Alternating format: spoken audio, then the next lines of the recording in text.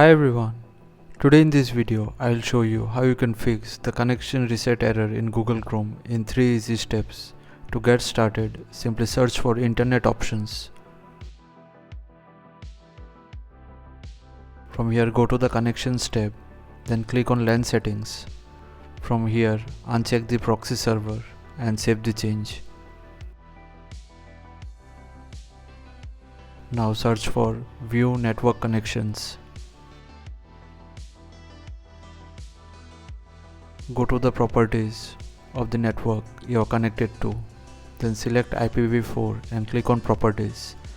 Now change the DNS server to this address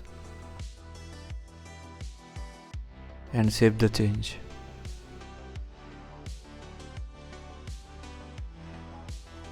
Now search for command prompt, right click over it and run it as administrator.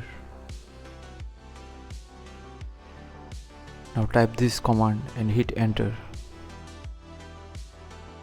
Now type this command and hit enter to execute it. Now once done, you need to restart your computer.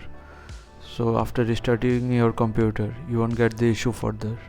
So thanks for watching. Please feel free to subscribe and support the channel if you found the content helpful. Thank you.